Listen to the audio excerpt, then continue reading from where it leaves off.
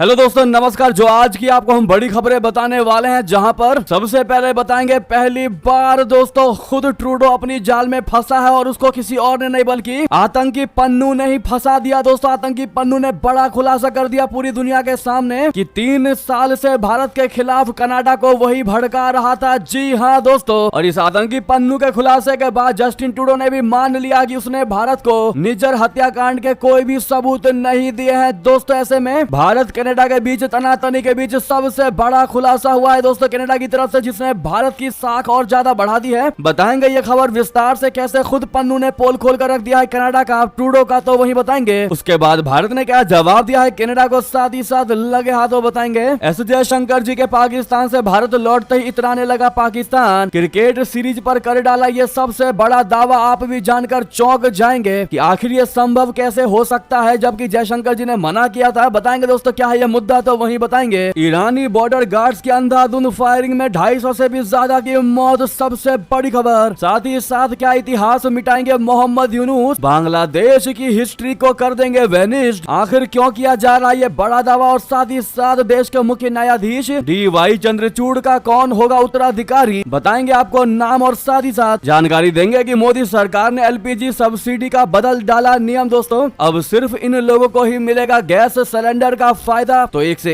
एक बड़ी जानकारी बताने वाले हैं। तो आप वीडियो के अंत तक बने रहेगा। और खबरों में आगे बढ़ने से पहले निरंतर अपने भारत देश में विकास चाहते हैं और कनाडा को मानते हैं कि मुंह तोड़ जवाब मिलना ही चाहिए जिस प्रकार से उसने भारत पर आरोप लगाए हैं, तो इस वीडियो को लाइक कर दीजिए। सामने लाइक का बटन है दोस्तों, और लाइक करते हुए चैनल को सब्सक्राइब करके बेल आइकन दबा के कमेंट में जय हिंद कहना बिल्कुल मत भूलिएगा। अब बात करते हैं पहली और सबसे बड़ी खबर की, जहां दोस्तों अब आतंकी पन्नू ने ही खोल दी जस्टिन ट्रूडो की पोल। बता दिया 3 साल से लगातार भारत के खिलाफ कनाडा को वही भड़का रहा था। जी हाँ, भारत और कनाडा के बीच रिश्तों में आई खटास के बीच खालिस्तानी आतंकवादी गुरपतवंत सिंह पन्नू ने सबसे बड़ा खुलासा कर दिया है। CBC न्यूज चैनल को दिए एक इंटरव्यू में पन्नू ने कबूल किया है कि वो पिछले कई वर्षों से कनाडा के प्रधानमंत्री के संपर्क में है और उसने ही भारत के खिलाफ जानकारी मुहैया कराई, जिस पर कनाडा के प्रधानमंत्री जस्टिन ट्रूडो ने कार्रवाई की। इस दौरान पन्नू ने कहा कि कनाडा के प्रधानमंत्री जस्टिन ट्रूडो का बयान न्याय, कानून के शासन और राष्ट्रीय सुरक्षा के प्रति कनाडा की अटूट प्रतिबद्धता को दर्शाता है। जी हाँ, बता दें कि कनाडा ने पिछले साल हुई खालिस्तानी समर्थक निज्जर की हत्या मामले में भारत पर गंभीर आरोप लगाए हैं। इसके बाद सोमवार को कनाडा ने 6 भारतीय राजनयिकों को निष्कासित कर दिया है। तो वहीं खालिस्तानी आतंकवादी गुरपतवंत सिंह पन्नू ने इस पर कहा कि यह कार्रवाई उसके ही कहने पर कनाडा के प्रधानमंत्री ने किया है। इस दौरान पन्नू ने आरोप लगाया कि उसके संगठन यानी SFJ ने ही कनाडा के प्रधानमंत्री ऑफिस को इस बारे में जानकारी दी कि कैसे भारतीय उच्चायुक्त संजय वर्मा के साथ साथ अन्य अधिकारियों और इन सब के पहले के अधिकारियों देश में जासूसी नेटवर्क स्थापित किया, जिसने हरदीप सिंह निज्जर की हत्या करने वाले भारतीय एजेंटों को सहायता दी। जी हाँ दोस्तों, इस खालिस्तानी आतंकवादी पन्नू ने इस दौरान कहा कि कनाडाई सिख के रूप में हम चाहते हैं कि वैंकूवर और टोरंटो में भारतीय दूतावास हमेशा के लिए बंद हो जाने चाहिए, क्योंकि इसके बाद भारत अन्य लोगों की राजनयिकों की जगह भरने के लिए भेजेगा और इस तरह से भारत का जासूसी नेटवर्क खत्म नहीं होगा। इस इंटरव्यू के दौरान पन्नू ने यह भी कहा कि वो भारत की हत्या की धमकी या सरकार की तरफ से मेरे खिलाफ रची जा रही हत्या की साजिशों से नहीं डरता, चाहे वो कनाडा में ही हो या अमेरिका में हो। यानी कि दोस्तों खुद ये खालिस्तानी आतंकी पन्नू ने ट्रूडो को बेनकाब कर दिया है। दोस्तों ट्रूडो की पोल खोल कर रख दी है कि ट्रूडो जो भी एक्शन ले रहा था खालिस्तानी पन्नू के कहने पर ले रहा था, जो किसी देश के लिए बड़ा ही शर्मनाक बात है। एक प्रधानमंत्री होने के नाते वो इन आतंकवादियों की बात सुनकर के भारत पर एक्शन बेबुनियाद तरीके से ले रहा था, जो कि वाकई में इससे शर्मनाक कुछ नहीं हो सकता जस्टिन ट्रूडो के लिए। दोस्तों इस पर आपकी अब राय तो बनती है, लेकिन इस ट्रूडो के बेनकाब होने के बाद पूरी दुनिया में भारत की साख दोस्तों अचानक से 10 गुना बढ़ गई है। और भारत ने जो राजनयिकों को निकालने का फैसला लिया था, डिप्लोमेट्स को निकालने का फैसला लिया था, वो वाकई में बहुत बेहतरीन फैसला था। दोस्तों अब आपको ये भी बता दें, कनाडा के दावों की खुल गई पोल। अब जस्टिन ट्रूडो ने भी माना भारत को नहीं दिए निज्जर हत्याकांड के सबूत। जी हाँ, भारत कनाडा के रिश्तों में तल्खी की खबरों के बीच जस्टिन ट्रूडो का एक बहुत बड़ा कबूलनामा सामने आया है। ट्रूडो ने स्वीकार किया है खुद से कि उन्होंने निज्जर की हत्या से जुड़े सबूत भारत को नहीं दिए थे। ट्रूडो ने माना कि उन्होंने निज्जर हत्याकांड से जुड़ी बस खुफिया जानकारी ही भारत को सौंपी थी। ट्रूडो का ये कबूलनामा इसलिए अहम है क्योंकि कनाडा जहां एक तरफ ये दावा करता रहा है कि उसने निज्जर हत्याकांड से जुड़े सबूत भारत को दिए थे, तो वहीं भारत ने इस दावे को नकारा था और कहा था कि कनाडा ने निज्जर की हत्या से जुड़े कोई सबूत नहीं दिए। और अब जब कोई सबूत नहीं दिया ट्रूडो ने, कनाडा ने, तो भारत कैसे ही उसकी जांच कर पाएगा। दोस्तों ये सोचने वाली बात है। कोई एविडेंस ना देने के बावजूद भी आप भारत से ये कयास लगा रहे हो, भारत से ये उम्मीदें लगा रहे हो कि भारत तुम्हारी मदद करेंगे, तो ये एक बहुत बड़ा बेवकूफीपना है। इससे बड़ी मूर्खता जस्टिन ट्रूडो के लिए कुछ भी नहीं हो सकती। अब जब इन्होंने ये बड़ा खुलासा कर दिया है कि उन्होंने भारत को कोई सबूत ही पेश पेश नहीं किया। तो अब पिछले 1.5 साल से जो बिना बात के विवाद चल रहा है कनाडा भारत के बीच में, वो पूरे तरीके से ढकोसला ही था और कनाडा की बहुत बड़ी चाल थी जो कि अब सामने आ चुकी है। अब इस पर आपकी राय तो बनती है दोस्तों। अगर आप भी मानते जस्टिन ट्रूडो माफी के लायक नहीं है तो अपनी राय देना मत भूलिएगा। और आपसे रिक्वेस्ट है, इस वीडियो को अभी तक लाइक नहीं किया तो जरूर लाइक करिएगा हमेशा की तरह। तो वहीं आपको बता दें, ट्रूडो के इन आरोपों पर केंद्रीय मंत्री भड़क गए हैं दोस्तों और कह दिया है कि हम जवाब देंगे तो हिल जाएगा पूरा का पूरा कनाडा। दोस्तों, केंद्रीय मंत्री हरदीप सिंह पुरी ने भारतीय राजनयिकों को मिल रही धमकियों पर कनाडा की कड़ी आलोचना की। उन्होंने भारतीय राजनयिक रविंद्र महात्रे की हत्या जैसे अतीत की दुखद घटनाओं का जिक्र किया। हरदीप सिंह पुरी ने कहा कि किसी भी देश को अभिव्यक्ति की स्वतंत्रता के नाम पर इस तरह की हरकतों को बर्दाश्त नहीं करना चाहिए। उन्होंने कनाडा को चेतावनी देते हुए कहा कि भारत की प्रतिक्रिया त्वरित और सुव्यवस्थित होगी। पुरी ने कहा कि सभी देशों के लिए राजनयिकों की सुरक्षा सर्वोपरि होनी चाहिए। केंद्रीय मंत्री ने चेतावनी दी कि जब भारत एक बार सही तरीके से जवाब देगा तब जाकर कनाडा को भारत का वजन समझ में आएगा। उन्होंने कहा कि हमारे जवाब अब तक उदाहरणात्मक रहे हैं, जब हम जवाबों में बदलाव करेंगे तो उन्हें समझ में आ जाएगा और 2 सेकंड में जो उनका मतलब था दोस्तों तुरंत के तुरंत समझ में आएगा। अगर भारत ने अपना जवाब देने का तरीका बदल दिया तो वहीं आपको बता दें, इन मुद्दे में दोस्तों एक चीज और देखने को मिली है कि अमेरिका भी कनाडा का संग देता नजर आ रहा है और भारत को ही दबाने की कोशिश कर रहा है और कह रहा है कि भारत सहयोग नहीं कर रहा है, जांच में मदद करे इंडिया। अमेरिका ने भारत पर जांच में सहयोग न करने का आरोप लगा दिया है। अमेरिकी विदेश विभाग के प्रवक्ता मैथ्यू मिलर ने मंगलवार को कहा कि भारत पर लगाए गए आरोप बेहद गंभीर है। हम चाहते हैं कि भारत सरकार कनाडा के साथ जांच में मदद करे। भारत ने अब तक ऐसा नहीं किया है। तो वहीं आप इस अमेरिका को क्या जवाब देंगे दोस्तों, जो भारत और कनाडा के बीच मुद्दे में दखलंदाजी करने की कोशिश कर रहा है, जबकि भारत ना तो अमेरिका से कोई राय मांगने गया है, ना कोई सजेशन लेने गया है और ना ही किसी भी प्रकार की इस मुद्दे की उससे बात किया। ऐसे में बिना बात के बेगाने की शादी में अब्दुल्ला दीवाने वाला स्थिति अमेरिका करता नजर आ रहा है। इस पर आपकी राय तो बनती है दोस्तों। एक भारतीय होने के नाते क्या जवाब देना चाहेंगे आप लोग, बताइएगा जरूर। देखते हैं क्या कहती है भारत की जनता, कमेंट में तो वहीं बता दें। अब दूसरी खबर की बात करें, जहां पर जयशंकर जी के भारत लौटते ही इतराया पाकिस्तान क्रिकेट सीरीज पर कर डाला बड़ा दावा। आखिर क्या है इसकी सच्चाई, बता दें। एक और शंघाई सहयोग संगठन यानी एससीओ शिखर सम्मेलन से भारत के विदेश मंत्री जयशंकर जी स्वदेश लौटे यानी भारत लौटे, तो दूसरी ओर पाकिस्तान बड़े बड़े सपनों का दावा करने लगा है, इतराने लगा है। सीमा पर तोपे तैनात करके आए दिन सीज फायर का उल्लंघन करने वाले पाकिस्तान का दावा है कि उसके और भारत के बीच क्रिकेट सीरीज जल्द ही शुरू हो सकती है। पाकिस्तानी मीडिया के अनुसार इस बारे में दोनों देशों के बीच बातचीत भी जल्द शुरू हो जाएगी। हालांकि अचरज की बात यह है कि इस बारे में ना तो भारतीय क्रिकेट कंट्रोल बोर्ड ने कोई बयान जारी किया है और ना ही पाकिस्तानी क्रिकेट बोर्ड की ओर से कुछ कहा गया है। इस बार ये सिगुफा सिर्फ और सिर्फ पाकिस्तान की मीडिया की ओर से छोड़ा गया है। हालांकि कुछ रिपोर्ट में दावा किया जा रहा है कि पाकिस्तान क्रिकेट बोर्ड के अध्यक्ष मोहसिन नकवी विदेश मंत्री जयशंकर से मुलाकात करने के लिए पहुंचे थे, लेकिन क्या बातचीत हुई इनके बीच, इस पर कोई अपडेट नहीं है। साथ ही साथ आपको यह भी बता दें कि पाकिस्तानी विदेश मंत्री इशाक डार के साथ जयशंकर जी की मुलाकात हुई है। दोनों के बीच औपचारिक बातचीत हुई है दोस्तों। भारत के विदेश मंत्री जयशंकर जी ने पाकिस्तानी विदेश मंत्री इशाक डार के साथ संक्षिप्त बातचीत की। सूत्रों के मुताबिक ये एक अनौपचारिक यानी कि अनऑफिशियल बातचीत थी। बताया जा रहा है कि लंच में दोनों ही देशों के विदेश मंत्रियों के एक साथ बैठाने की खास व्यवस्था की गई थी, जहां उनके बीच लंबी सौहार्दपूर्ण बातचीत हुई, जो बहुत कुछ कहता है। जिस तरह से दोनों देशों के बीच रिश्तों में तलखी आई है, उसको देखते हुए भले ही ये अनौपचारिक बैठक हुई थी, लेकिन कई मायनों में ये बेहद खास थी दोस्तों। वहीं बता दें, जब भारत के विदेश मंत्री जयशंकर जी पाकिस्तान गए थे, उस वक्त चीन और पाकिस्तान दोनों ने मिलकर खूब सारा प्रयास किया कि भारत को बीएलए से जोड़ दिया जाए, लेकिन जयशंकर जी की कूटनीति के आगे ये सारे के सारे प्लान फेल हो गए। इनकी दाल जयशंकर जी के सामने गल नहीं पाई, उल्टा जयशंकर जी ने इनको 2 टुक सुना दिया। दोस्तों, एक बार फिर भारत ने चीन के वन बेल्ट वन रोड यानी ओबीओआर परियोजना का समर्थन करने से इनकार कर दिया। ये कदम भारत की ओबीओआर पर पहले से चली आ रही नीति का अनुरूप था। भारत का मानना है कि ये परियोजना भारतीय कंपनियों के लिए समान अवसर प्रदान नहीं करती है। अतीत में भी भारत ने एससीओ बैठकों के बाद जारी संयुक्त दस्तावेजों में ओबीओआर या बेल्ट एंड रोड इनिशिएटिव यानी बीआरआई का समर्थन करने से परहेज कर दिया है। दोस्तों, चीन की सारी चाल को फेल कर दिया है भारत ने। ऐसे में थैंक यू जयशंकर जी, आप लोग जरूर कहिएगा। लगे हाथों आपको बता दें, अफगानिस्तानी शरणार्थियों पर ईरानी बॉर्डर गार्ड्स की अंधाधुंध गोलीबारी, 250 से ज्यादा की मौत की बड़ी खबर। बता दें, ईरान के बॉर्डर गार्ड्स की ओर से अफगानिस्तान सीमा पर की गई गोलीबारी में 250 अफगान नागरिकों की मौत हो गई है। ईरान मानवाधिकार संगठन ने यह दावा किया है। संगठन के मुताबिक ये लोग अफगान शरणार्थी थे जो ईरान की सीमा में एंट्री करने की कोशिश कर रहे थे। ईरानी बलों ने सरहद पर इन लोगों पर गोली चला दी। हलवाश का कहना है कि उसने उन अफगान लोगों से मिली जानकारी के आधार पर यह रिपोर्ट की है जो ईरान में एंट्री की कोशिश करने वाले इस ग्रुप में शामिल थे। इन लोगों ने अपनी आंखों से अपने साथियों को मरते हुए देखा है। संगठन ने पीड़ितों के शवों को दिखाते हुए एक वीडियो भी साझा किया, जिसमें बताया गया है कि इन व्यक्तियों को कलगम सरवन के सीमावर्ती क्षेत्र में रविवार सोमवार रात को मार दिया गया। वहीं बता दें, क्या बांग्लादेश के पुराने इतिहास मिटा देंगे मोहम्मद यूनुस? बांग्लादेश के 9 राष्ट्रीय दिवस को कर दिया खत्म। जी हाँ, बांग्लादेश में 5 अगस्त को तख्ता पलट के बाद से बहुत कुछ बदल चुका है। अब लगता है कि मोहम्मद यूनुस बांग्लादेश का इतिहास ही मिटा देना चाहते हैं। मोहम्मद यूनुस बांग्लादेश के वजूद से जुड़ी हर उस चीज को पूरी तरह खत्म कर देना चाहते हैं जिसकी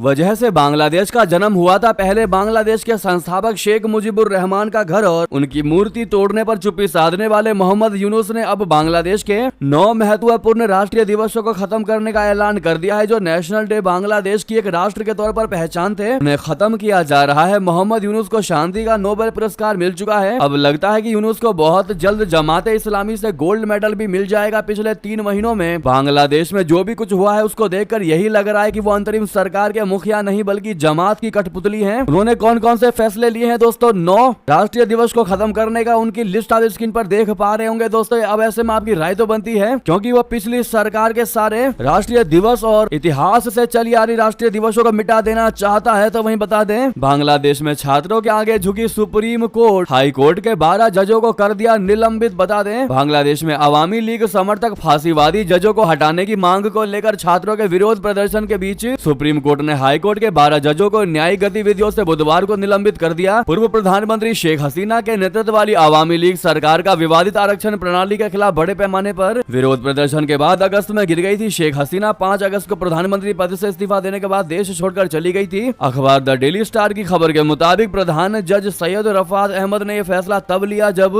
भेदभाव विरोधी आंदोलन में शामिल सैकड़ों प्रदर्शनकारियों छात्रों ने बुधवार को उच्च न्यायालय परिसर को घेर लिया और आवामी लीग समर्थक फांसीवादी जजों को हटाने की मांग कर डाली और सुप्रीम कोर्ट ने इन हाई कोर्ट के 12 जजों को निलंबित भी कर दिया। वहीं बता दें, पूर्ण राज्य का दर्जा कब दिला पाएंगे उमर अब्दुल्ला? जम्मू कश्मीर की राह में अभी कितनी मुश्किलें हैं बाकी बता दें। दरअसल बुधवार को नेशनल कॉन्फ्रेंस को उमर अब्दुल्ला ने जम्मू कश्मीर के नए मुख्यमंत्री के रूप में शपथ ग्रहण की। उपराज्यपाल मनोज सिन्हा ने उन्हें पद और गोपनीयता की शपथ दिलाई। अब इस बात पर बहस हो रही है कि जम्मू कश्मीर को राज्य का दर्जा पुनः प्राप्त करना कितना कठिन होगा। ये चर्चा इसलिए भी है क्योंकि नेशनल कॉन्फ्रेंस ने पहले ही ये वादा किया था कि सरकार बनने के बाद उनका पहला कदम जम्मू कश्मीर को पूर्ण राज्य का दर्जा दिलाने का होगा। पार्टी के घोषणा पत्र में न केवल राज्य का दर्जा बहाल करने की बात की गई है बल्कि अनुच्छेद 370 और 35A की पुनः बहाली, पाकिस्तान के साथ बातचीत और जेल में बंद कैदियों की रिहाई जैसे कई वादे भी शामिल है। प्रधानमंत्री नरेंद्र मोदी, केंद्रीय गृह मंत्री अमित शाह जी और केंद्र सरकार के अन्य मंत्रियों ने भी राज्य का दर्जा बहाल करने का आश्वासन दिया था। पहले कहा गया था कि परिसीमन चुनाव और फिर राज्य का दर्जा बहाल किया जाएगा। परिसीमन और चुनाव दोनों हो चुके हैं, अब सिर्फ राज्य का दर्जा बहाल करना शेष है। ऐसे में क्या लगता है दोस्तों आपको, जम्मू कश्मीर को पूर्ण राज्य का दर्जा दिला पाएंगे उमर अब्दुल्ला या फिर नहीं? तो वहीं आपको बता दें, उमर अब्दुल्ला के सीएम पद की शपथ के बाद क्या बोले राहुल गांधी और प्रियंका गांधी समेत कई बड़े नेता इस मौके पर शपथ ग्रहण में मौजूद थे। कांग्रेस ने फिलहाल सरकार में शामिल होने से इनकार कर दिया है। कांग्रेस का कहना है कि जब तक जम्मू कश्मीर को पूर्ण राज्य का दर्जा नहीं मिल जाता तब तक वो सरकार में शामिल नहीं होंगे। लोकसभा में विपक्ष के नेता राहुल गांधी ने उमर अब्दुल्ला को मुख्यमंत्री पद की बधाई दी। राहुल गांधी ने कहा कि बिना राज्य के दर्जे के सरकार गठन अधूरा लगता है। उन्होंने दोहराया कि जम्मू कश्मीर के लोगों से लोकतंत्र छीन लिया गया था। उन्होंने वादा किया कि जब तक जम्मू कश्मीर को पूर्ण राज्य का दर्जा नहीं मिल जाता तब तक वो इसके लिए लड़ते रहेंगे। राहुल गांधी ने अपने पोस्ट में लिखा कि आज हम पूर्ण राज्य का दर्जा बहाल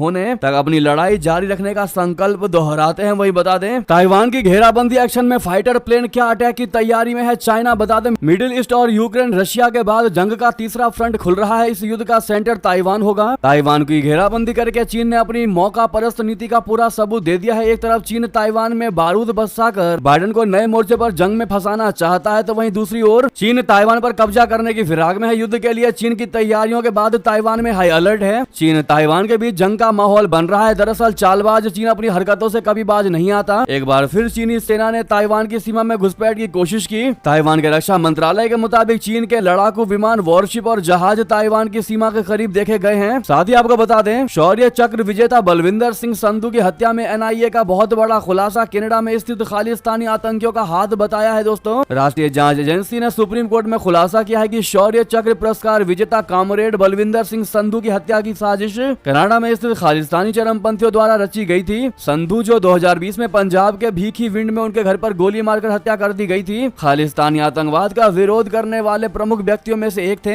एनआईए की जांच से पता चला कि यह हत्या एक सुनियोजित साजिश का हिस्सा थी, जिसका उद्देश्य भारत को अस्थिर करना और अलगाववादी भावनाओं को भड़काना था। जी हाँ, साथ ही बता दें, दक्षिण कोरिया से तनातनी के के बीच उत्तर कोरिया में सेना में शामिल होने की होड़। एक हफ्ते में 14 लाख युवाओं ने किया अप्लाई। जी हाँ, बहुत बड़ी खबर। उत्तर कोरिया में एक हफ्ते में 14 लाख मिलियन युवाओं ने सेना में शामिल होने या फिर फौज में लौटने के लिए आवेदन किया है। ये तब हुआ है जब उत्तर कोरिया की ओर से दक्षिण कोरिया पर ड्रोन घुसपैठ का आरोप लगाया गया था। इसके बाद दोनों देशों में तनाव बढ़ा और स्थिति युद्ध के कगार पर थी। उत्तर कोरिया की आधिकारिक कोरियन सेंट्रल न्यूज एजेंसी की ओर से ये जानकारी दी गई है। उत्तर कोरिया की सरकारी मीडिया KCNA की बुधवार को दी गई रिपोर्ट के मुताबिक लाखों छात्रों, युवा लीग कार्यकर्ताओं और युवाओं ने सेना में शामिल होने के लिए याचिका पर हस्ताक्षर किए और इन लोगों ने दुश्मन को खत्म करने के लिए लड़ने की कसम खाई है। तो वहीं बता दें, लेबनान के रिहायशी इलाकों पर इजराइल के हवाई हमले बमबारी में शहर के मेयर समेत 25 की मौत की खबर। जी हाँ, लेबनान में किए गए इजरायली हवाई हमलों में कम से कम 25 लोग मारे गए हैं। इन हमलों में दक्षिणी शहर पर की गई बमबारी भी शामिल है, जिसमें 1 दर्जन से अधिक लोगों की मौत हो गई। लेबनान के दक्षिणी हिस्से में एक अन्य हमले में शहर के मेयर की भी मौत हो गई। लेबनानी अधिकारियों ने बुधवार को बताया कि यह हमला राहत प्रयासों में समन्वय के लिए आयोजित बैठक स्थल को निशाना बनाकर किया गया। दक्षिणी शहर कना में मंगलवार देर रात किए गए हमलों पर इजरायली सेना की ओर से तत्काल कोई टिप्पणियां नहीं की गई, जहां 15 लोग मारे गए हैं। तो वहीं बता दें, प्रधानमंत्री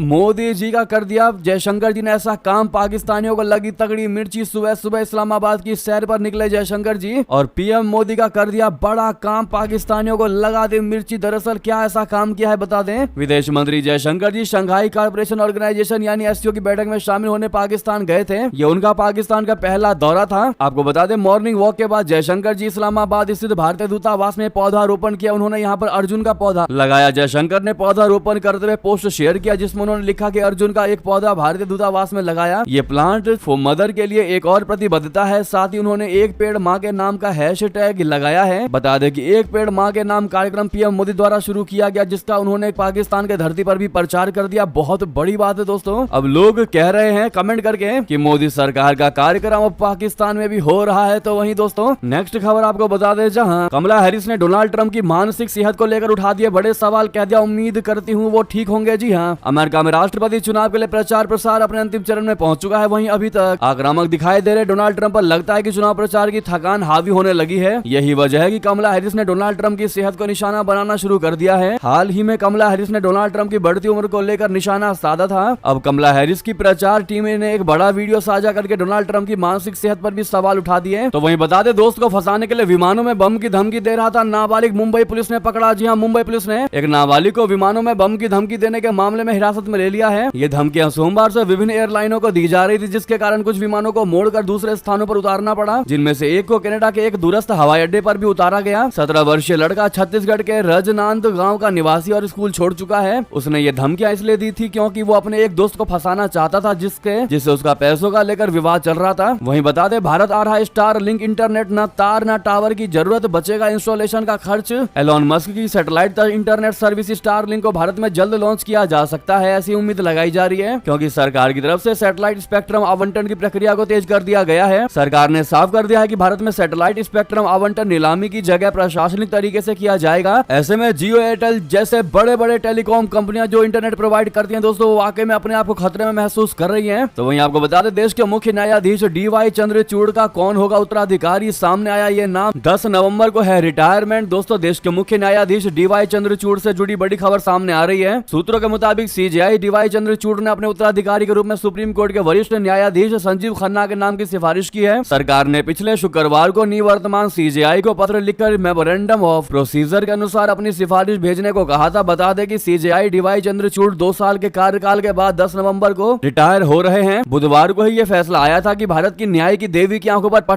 बंधी हुई पट्टी हटा दी गई है। इस कदम से सुप्रीम कोर्ट ने देश को संदेश दिया कि अब कानून अंधा नहीं है। बता दें कि ये सब कवायद सुप्रीम कोर्ट के CJI DY चंद्रचूड़ ने की थी। ये स्टैचू सुप्रीम कोर्ट में जजों की लाइब्रेरी में लगाई गई है। इसके अलावा एक हाथ में अब तलवार की जगह संविधान थमा दी गई है, ताकि यह संदेश दिया जा सके कि देश में कानून अंधा नहीं और ना ही ये दंड का प्रतीक है। देश के मुख्य न्यायाधीश जस्टिस DY चंद्रचूड़ के निर्देश पर यह बदलाव किए गए हैं। दोस्तों, इस फैसले का क्या आप सराहना करते हैं? तो वही बता दें, AIUDF चीफ मौलाना बदरुद्दीन अजमल का सबसे बड़ा दावा, जिसने चौंका दिया दोस्तों, हड़कंप मचा दिया, कह दिया कि वक्फ की जमीन पर बनी है नई संसद। जी हाँ, all India United democratic front यानी AIUDF चीफ और असम के जमीयत उलेमाए प्रमुख मौलाना बदरुद्दीन अजमल ने बड़ा दावा किया। उन्होंने कहा कि भारत की नई संसद वक्फ की जमीन पर बनी है। इतना ही नहीं, संसद भवन के आसपास के इलाके बसंत विहार से लेकर एयरपोर्ट तक वक्त की संपत्ति पर बने हैं। उन्होंने कहा कि दुनिया भर में वक्फ संपत्तियों की सूची आ गई और इसकी पुष्टि की जा सकती है। ये बड़ा ही भड़काऊ बयान दिया है दोस्तों मौलाना ने। तो वहीं बता दें 6 महीने में ही 26 में से महज 9 पर आ गया इंडिया गठबंधन। ऐसे कैसे होगा मोदी से मुकाबला? आपको बता दें जम्मू कश्मीर के नए मुख्यमंत्री के रूप में नेशनल कॉन्फ्रेंस के नेता उमर अब्दुल्ला ने बुधवार को पद और गोपनीयता की शपथ ली। तो वहीं केंद्र में विपक्षी इंडिया गठबंधन का नेतृत्व करने वाली और केंद्र शासित प्रदेश के विधानसभा चुनाव में एनसीपी के साथ मिलकर लड़ने वाली कांग्रेस पार्टी उमर अब्दुल्ला सरकार का हिस्सा नहीं बनी। कांग्रेस ने इस सरकार को बाहर से समर्थन करने का फैसला लिया है। लेकिन दोस्तों जिस मुद्दे के साथ इंडिया गठबंधन को बनाया गया था वो ऑब्जेक्टिव ही खत्म हो चुका है इंडिया गठबंधन का। अब आप अंदाजा लगा सकते हैं कि 6 महीने के अंदर अंदर ही 26 से महज 9 पर आ चुका है इंडिया गठबंधन और ये चले थे मोदी का मुकाबला करने पर। आपकी राय तो बनती है। वहीं बता दें भारतीय रेलवे बनाएगी गंगा नदी पर विशालकाय ब्रिज। एक ही पुल पर दौड़ेंगे ट्रेन और कार। जी हाँ, भारतीय रेलवे वाराणसी में बनारस में गंगा नदी पर एक विशालकाय पुल बनाने जा रही है। ये विशालकाय पुल बनने के बाद अब तक का सबसे बड़ा पुल होगा। इस पर 4 रेलवे लाइन और 6 लेन हाईवे भी बनाया जाएगा। ये पुल वर्तमान में सेवाएं दे रहे 137 साल पुराने मालवीय ब्रिज की जगह लेगा। इस प्रस्ताव को कैबिनेट की मंजूरी मिल चुकी है। इस नए पुल पर सरकार 2642 करोड़ रुपए खर्च करेगी। वहीं बता दें मोदी सरकार ने एलपीजी सब्सिडी का बदला नियम। अब सिर्फ इन लोगों को मिलेगा इसका फायदा। दोस्तों भारत सरकार ने एलपीजी गैस सब्सिडी के नियमों में महत्वपूर्ण बदलाव किया है जिसका प्रभाव लाखों उपभोक्ताओं पर पड़ेगा। अब सभी एलपीजी उपभोक्ताओं को गैस सब्सिडी का लाभ नहीं मिलेगा। ये सुविधा केवल उन विशेष वर्ग के लोगों को दी जाएगी जिन्हें वास्तव में इसकी आवश्यकता है। इस नियम के तहत सरकार ने एलपीजी सब्सिडी को केवल निम्न और मध्यम आय वर्ग के लोगों तक सीमित कर दिया है जो कि आर्थिक रूप से कमजोर है और जिनकी आय एक निर्धारित सीमा से कम है। नए नियम के अनुसार जिन लोगों की वार्षिक आय 10 लाख रुपए से ज्यादा है उन्हें एलपीजी सब्सिडी से बाहर कर दिया गया है। इसके अलावा जो लोग इनकम टैक्स भरते हैं उन्हें भी इस सुविधा का लाभ नहीं मिलेगा। जी हाँ, बाकी जानकारी आप स्क्रीन पर देख पा रहे होंगे। तो वहीं दोस्तों ये थी अभी की सारी बड़ी खबर। आपको हमारी खबर कैसी लगी? आशा करता हूँ बहुत अच्छी लगी होगी। थोड़ी भी अच्छी लगी है तो वीडियो को लाइक करके चैनल को सब्सक्राइब करके बेल आइकन दबा के कमेंट में जय हिंद अवश्य कहिएगा। साथ ही साथ इस वीडियो को दोस्तों भाइयों में साथियों रिश्तेदारों में शेयर कर दीजिएगा। दोस्तों मिलते हैं अगली खबर में। बहुत बहुत धन्यवाद यहाँ तक बने रहने के लिए। जय हिंद। जय